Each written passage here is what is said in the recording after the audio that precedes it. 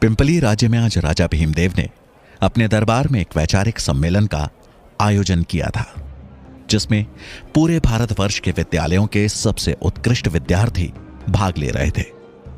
भाग ले रहे सभी छात्रों के लिए दान दक्षिणा थी और जीतने वाले उम्मीदवार के लिए थी राजा के मंत्रिमंडल में मंत्री पद की कुर्सी।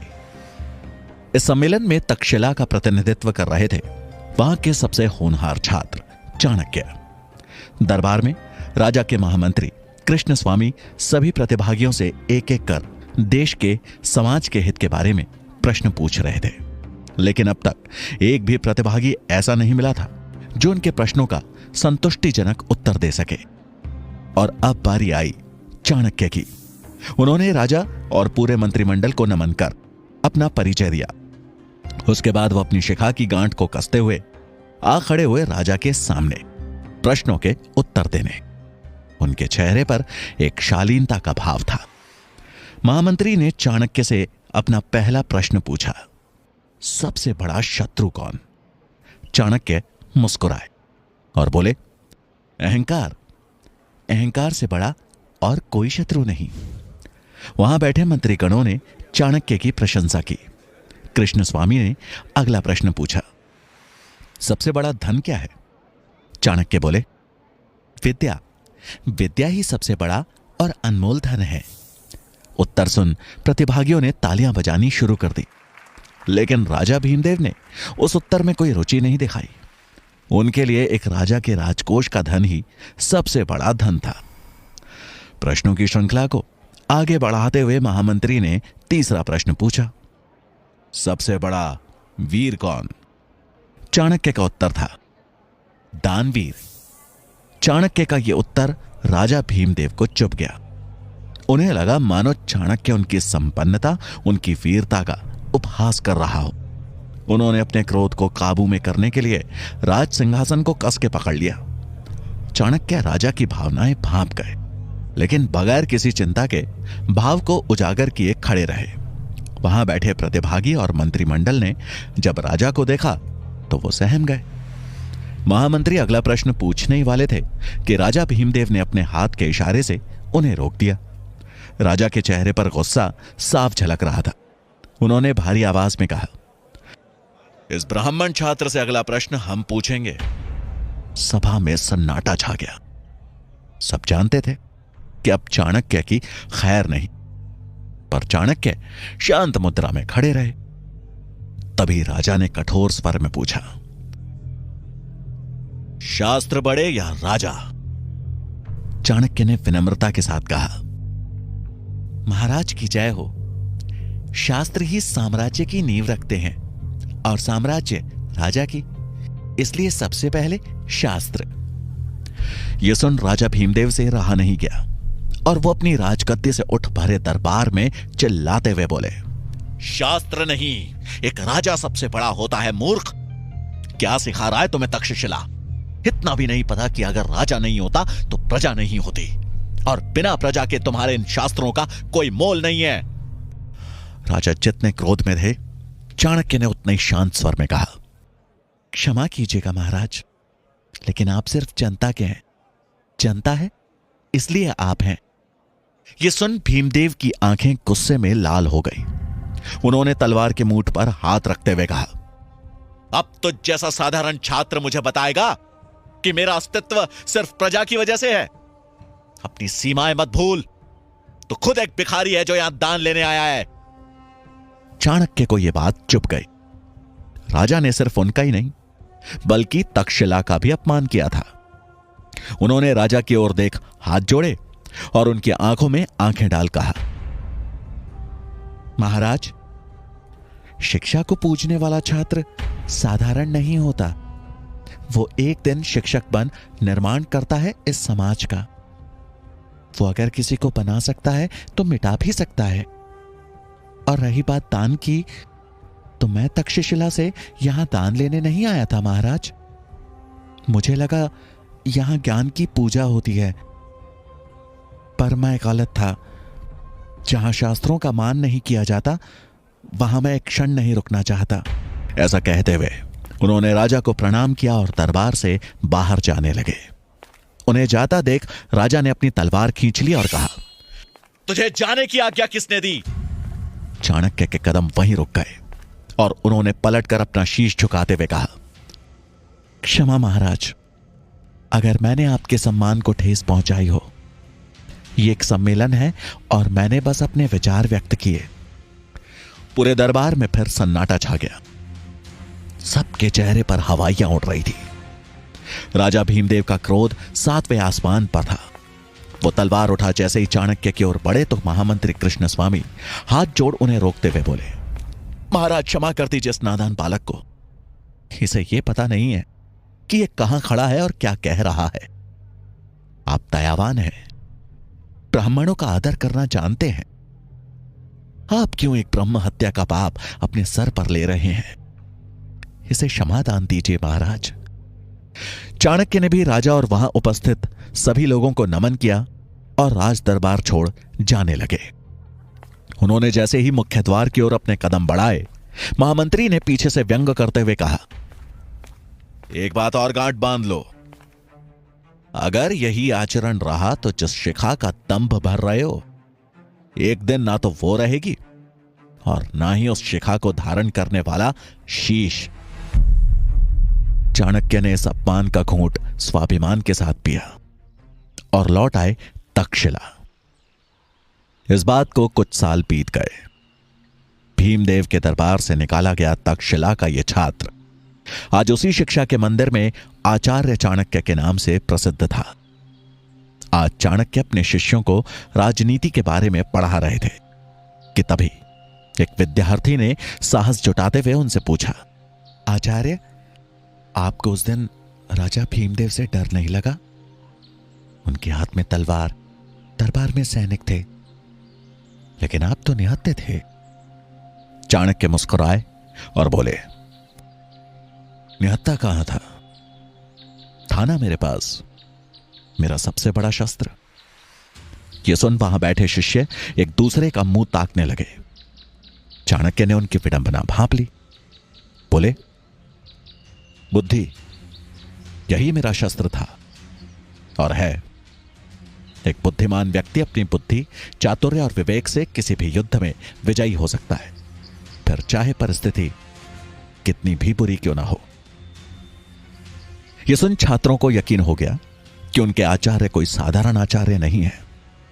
चाणक्य अगला पाठ शुरू करते कि तभी उन्हें तुरंत पुस्तकालय में पहुंचने का संदेश मिला। पुस्तकालय पहुंच चाणक्य को वहां आए एक संदेशवाहक से पता चला कि गांधार के राजा आंबी ने बिना लड़े ही मैसेडोनिया के सम्राट सिकंदर के सामने आत्मसमर्पण कर दिया है और अब सिकंदर की नजर संपूर्ण भारत पर है। खबर सुन चाणक्य चकित रह गए और कुछ सोचते हुए वहां उपस्थित आचार्यों से बोले, इसका मतलब तो यह हुआ कि सिकंदर कभी भी भारत पहुंच सकता है। हमें भारत को बचाना होगा और यह तभी संभव है जब भारत अखंड बने। मुझे शीघ्र यह बात मगध के महाराज धनानंद तक पहुंचानी होगी। चाणक्य की बात सुनकर आचार्य मेघनाथ हंसते हुए बोले, आप जानते हैं ना धनानंद कैसा राजा है और भला वो आपकी बात क्यों मानेगा? यह सुनकर चाणक्य ने जवाब दिया, मैं खुद जाऊंगा मगध और अखंड भारत का प्रस्ताव उनके सामने रखूंगा।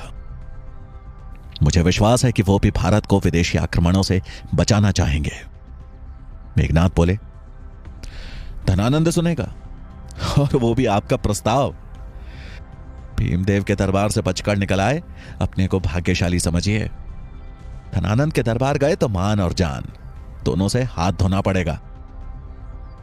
मेरा सुझाव मानिए और केवल अपना काम कीजिए, बच्चों को शिक्षा देने का काम।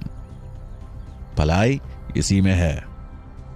यह सुन के चाणक्य हैरानी से बोले, आचार्य, मैं एक ब्राह्मण हूं और ब्राह्मण का कर्तव्य होता है लोगों को सही दिशा दिखाना। अगर राजा धनानंद अपनी दिशा से भटकेंगे तो यह मेरा कर्तव्य है कि मैं उन्हें सही रास्ता सुझाऊं, नहीं तो सर्वनाश के सिवा कुछ नहीं होगा यहां। आप अपना कर्तव्य भूल गए हों, पर मैं ऐसा नहीं कर सकता। मुझे आज ही मगध के लिए निकलना होगा। चाणक्य को जाता देख मेघनाथ ने ताना कसते हुए कहा, आचार्य, मुझे लगता है ये हमारी आखिरी भेंट है। आप मगध से वापस आएंगे भी या नहीं, इसमें संदेह है। क्यों ना आखिरी बार हम भोजन साथ में करें। चाणक्य उनका प्रस्ताव ठुकरा कर आगे बढ़ गए। उनके जाते ही मेघनाथ मनी मन बोले, इस बार तो ये नहीं लौटने वाला। चाणक्य तक्षशिला से मगध के लिए निकल पड़े और 5 दिन का लंबा सफर तय कर पहुंच गए मगध की राजधानी पाटलिपुत्र। उन्हें नगर में कदम रखे कुछ ही क्षण हुए थे कि पाटलिपुत्र की जनता पर हो रहे अत्याचार की सच्चाई उनके सामने थी। नगर के चौराहे पर कुछ सैनिक फांसी के फंदे से लटक रहे मृत शवों को नीचे उतार रहे थे। ये देख चाणक्य को समझने में देर नहीं लगी कि उन्हें सामूहिक मृत्युदंड दिया गया है। शवों को देख के उनके परिजन जोर जोर से रो रहे थे। तभी एक महिला की आवाज उनके कानों पर पड़ी, जो अपने बेटे के मृत शरीर से लिपट वहां खड़े सैनिक से रोते रोते बोली, और कितने दिन हमें ऐसे ही अपनों को खोना पड़ेगा?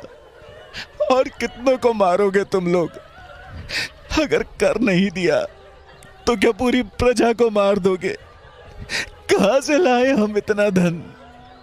उस औरत की बात सुन उस सैनिक ने गुस्से में उसे धक्का मारते हुए कहा, ए बुढ़िया, अगर ज्यादा आवाज करेगी तो तुझे भी लटका दूंगा इसी फंदे पे। चल चुपचाप निकल जाए यहां से। ऐसा कहकर उस सैनिक ने उसके बेटे के शव को उठाकर बैलगाड़ी में लाद दिया और वहां से निकल पड़ा। चाणक्य से यह देखा नहीं गया। वो दौड़ते हुए उस औरत के पास पहुंचे और उसे सहारा देते हुए बोले, मां जी संभल कर। ऐसा कहकर उन्होंने उस रोती हुई बूढ़ी महिला को एक पेड़ के नीचे बैठाया और बोले, मां, मैं आपका दुख तो कम नहीं कर सकता और ना ही मैं आपका पुत्र आपको लौटा सकता हूं, लेकिन इतना अवश्य कह सकता हूं कि शीघ्र ही इन परेशानियों का हल खोज दूंगा। मैं राजा धनानंद के दरबार जा रहा हूं और वचन देता हूं कि प्रजा के दुख से उन्हें अवगत कराऊंगा। ये राज्य ऐसे नहीं चल सकता। उन्हें इस समस्या का समाधान करना ही होगा।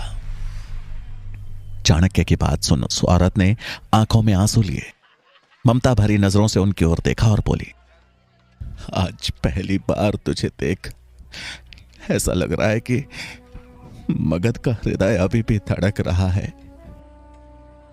तूने इतना ही कह दिया, मेरे लिए बहुत है पुत्र, लेकिन वचन मत दे, तेरे अंदर करुणा होगी, लेकिन जिसके पास तू जा रहा है उसका लहू पानी बन चुका है। अनुभव से कह रही हूं ये बात। मेरे पास देने के लिए कुछ है तो बस आशीर्वाद है। चाणक्य ने उनके पांव छुए और कहा, मुझे आपसे बस यही चाहिए था मां, आशीर्वाद दें। उस औरत ने उनके सिर पर हाथ फेरा और चाणक्य दृढ़ संकल्प लिए चल दिए राजमहल की ओर। चाणक्य जब महल पहुंचे तो द्वार पे खड़े द्वारपाल ने उन्हें रोककर पूछा, आप कौन हैं? चाणक्य ने उस द्वारपाल की ओर देखते हुए कहा, मैं तक्षशिला का आचार्य चाणक्य हूं। एक अति आवश्यक कार्य के लिए मेरा राजा धनानंद से मिलना जरूरी है। यह सुन द्वारपाल ने उनसे बड़ी विनम्रता से कहा, अभी महाराज व्यस्त हैं, आप यहीं प्रतीक्षा करिए, मैं महाराज को संदेश भिजवाता हूं। यह सुन चाणक्य वहीं पास में एक स्थान देखकर बैठ गए और राजा के संदेश मिलने की प्रतीक्षा करने लगे। उन्हें प्रतीक्षा करते करते शाम हो गई। वो जब भी द्वारपाल से राजा के बारे में पूछते तो उसका एक ही जवाब होता कि अभी राजा व्यस्त है। चाणक्य को समझ में आ गया कि अब सीधे हाथ से घी नहीं निकलने वाला, उंगली टेढ़ी करनी ही पड़ेगी। थोड़ी देर बाद उनकी नजर कुछ रसोइयों पर पड़ी जो कि महल के पीछे वाले रास्ते से अंदर जा रहे थे। चाणक्य को उनका मौका मिल गया था। उन्होंने अपना भेष बदला और उन रसोइयों की टोली में शामिल हो महल के अंदर प्रवेश कर गए। लेकिन राज दरबार तक पहुंचना अभी भी आसान नहीं दिख रहा था। क्योंकि अंदर एक द्वार पे खड़े कुछ सैनिकों ने सबसे आगे चल रहे रसोइयों को रोककर पूछा, कितने लोग हैं आज? उसने जवाब दिया, आज भी 10 लोग हैं। यह सुन एक सैनिक ने गिनती शुरू कर दी कि तभी चाणक्य का दिमाग तेजी से चलना शुरू हुआ। उन्हें जल्दी उपाय ढूंढना था, नहीं तो वो पकड़े जाते।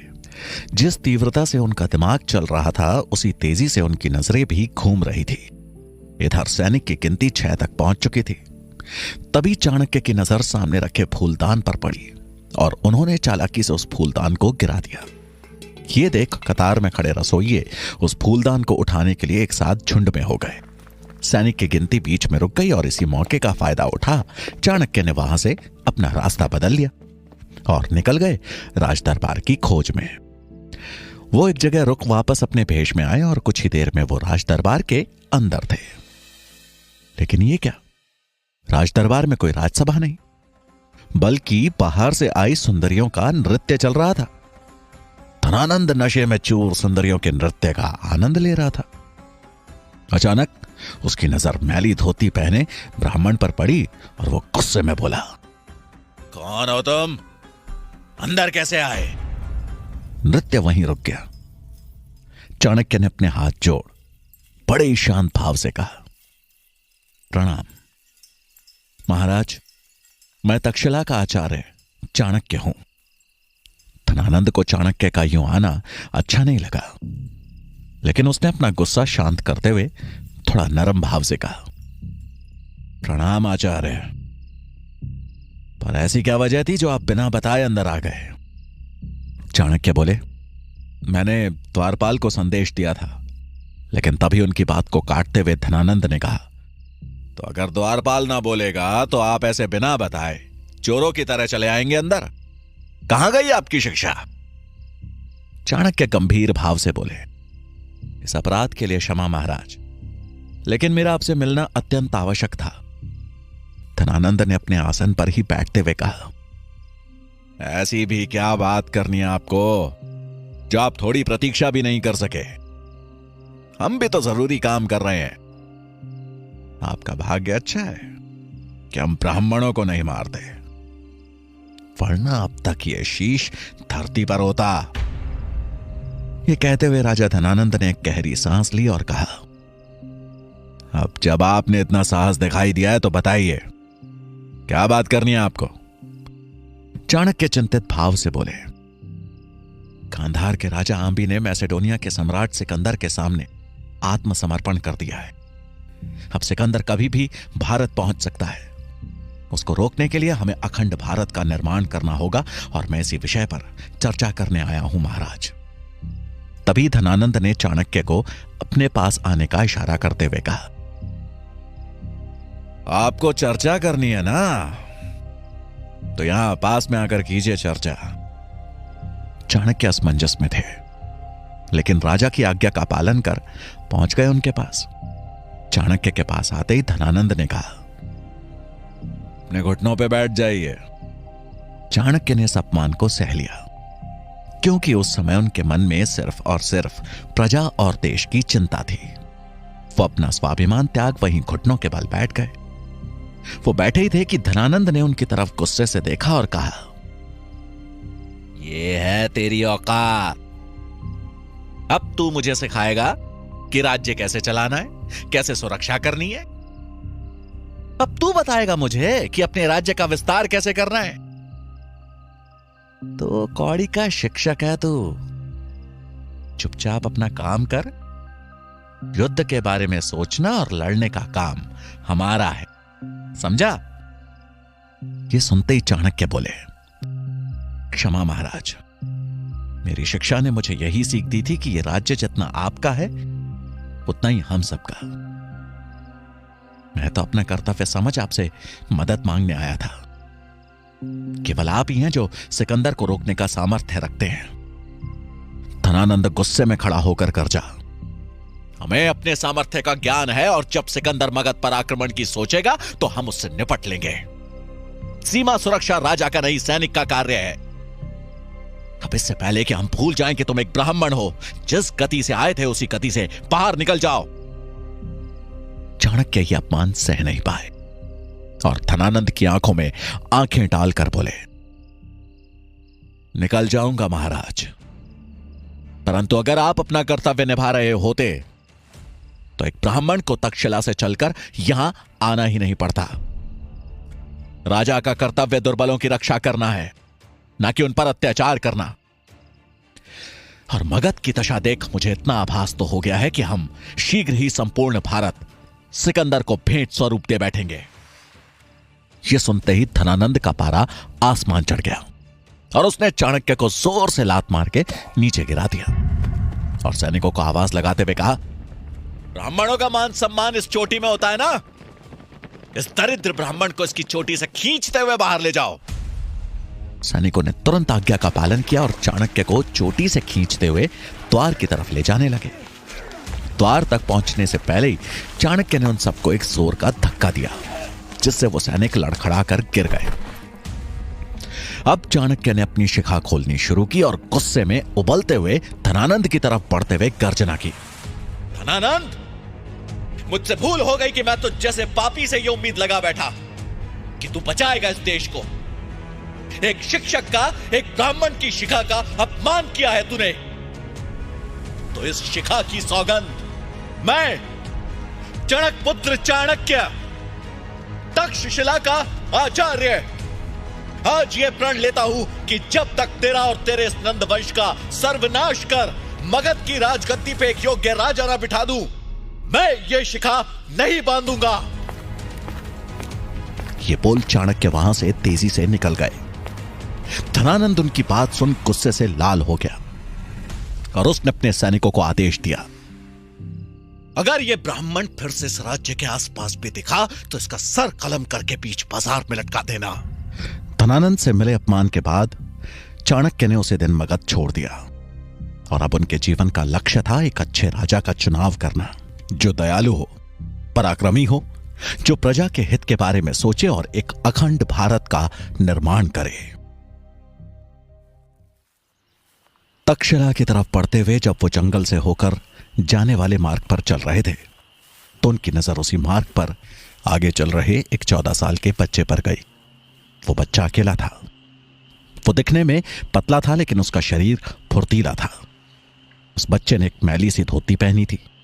उसकी कमर में एक गुलेल लटकी थी। वो बच्चा शिकार पर निकले किसी चीते की तरह घात लगाए धीमे धीमे आगे बढ़ रहा था। उसे देख चाणक्य को उत्सुकता हुई और उन्होंने मनी मन कहा, यह बच्चा सुनसान जंगल में क्या कर रहा है? अब चाणक्य भी धीमे पांव उस बच्चे के पीछे पीछे चलने लगे। तभी उन्होंने देखा कि वो लड़का 2 लोगों का पीछा कर रहा है। कुछ दूर पीछे चलने के बाद चाणक्य ने देखा कि वो बालक जिन 2 लोगों का पीछा कर रहा है वो भी एक अकेले चल रहे यात्री का पीछा कर रहे हैं। ये देख चाणक्य को समझने में देर नहीं लगी कि वो दोनों लोग लुटेरे थे और अपने आगे चल रहे यात्री को लूटने की मंशा से उसका पीछा कर रहे थे। लेकिन तभी वो बच्चा हवा के झोंके की तरह गायब हो गया।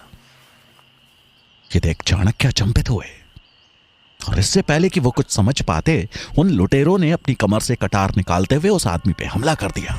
चाणक्य उन लुटेरों को रोकने के लिए आगे बढ़े थे कि तभी उन लुटेरों पे किसी ने गुलेल से हमला किया और वो तुरंत ही जमीन पे गिरकर मूर्छित हो गए। हैरान हो चाणक्य ने जब नजर दौड़ाई तो सामने पेड़ पे बैठा वो बालक दिखा। उसके हाथ में गुलेल दिखी। छलांग मारकर वो बालक पेड़ से नीचे उतरा और उस यात्री के पास पहुंचकर बोला, आप ठीक तो हैं? आपको चोट तो नहीं आई? वो आदमी अपने सामने खड़े इतने छोटे बच्चे की बहादुरी देख अचंभित था। उसने उस बच्चे का धन्यवाद करते हुए कहा, तुमने मुझे सही समय पर इनसे बचा लिया, नहीं तो आज मेरी जान ही चली जाती। उसकी बात सुन वो बच्चा बोला, अरे नहीं, वो आपको जान से नहीं मारते, वो तो बस लूटपाट करके चले जाते। लेकिन अब आप सुरक्षित हैं, आप जा सकते हैं। उस यात्री ने अपना सामान समेटा और आगे बढ़ गया। चाणक्य वहीं खड़े हो सब देख और सुन रहे थे और फिर उनकी नजर उन लुटेरों पे गई जो अभी भी जमीन पर मूर्छित पड़े थे। बच्चे की नजर जब चाणक्य से मिली तो उसने उनके चेहरे के भाव को पढ़ते हुए तुरंत कहा, आप चिंता मत कीजिए, इन्हें कुछ नहीं हुआ है। थोड़े समय बाद ये उठ जाएंगे, पर तब तक वो यात्री दूर पहुंच चुका होगा। ये बोलकर वो बच्चा जाने लगा तो चाणक्य ने उससे पूछा, तुम्हें कैसे पता कि इन्हें कुछ नहीं हुआ? बच्चा बोला, क्योंकि मैंने उन्हें ऐसी जगह मारा है जिससे वो सिर्फ मूर्छित हुए हैं, उनको कहीं चोट नहीं लगी है। उसने फिर उन लुटेरों की तरफ देखते हुए कहा, ये लोग भी विवश हैं, पर इसका मतलब ये तो नहीं कि चोरी करें। मेरे लिए वो यात्री और ये दोनों समान हैं। चाणक्य उस छोटे से बच्चे की बात सुन के मंत्रमुग्ध हो गए और बोले, क्या नाम है तुम्हारा? बच्चे ने उत्तर दिया, चंद्रगुप्त। चाणक्य ने बच्चे के सिर पे हाथ रखा और मन ही मन बोले, मगध का भविष्य दिख रहा है मुझे। एक राजा में दया और वीरता का संतुलन होना चाहिए। मनुष्य को उसकी प्रकृति के अनुसार पहचानने की नजर होनी चाहिए, तभी वो न्याय कर सकने में सक्षम होता है। धनानंद, तू राजा का कर्तव्य ही नहीं भूला, बल्कि अपने अहंकार में मगध की मिट्टी को भी कलंकित कर चुका है। लेकिन आज और अभी से इस कलंक को मिटाने की प्रक्रिया शुरू हो चुकी है। अब समय नहीं है तेरे पास धनानंद। बहुत जल्द तेरा लहू सिंचित करेगा मगध की पावन भूमि को। मेरी खोज आज पूरी हो गई है। मिल गया है मुझे मगध सम्राट। मगध की राजगद्दी पर अब चंद्रगुप्त बैठेगा और उसे इस राजगद्दी तक पहुंचाऊंगा मैं।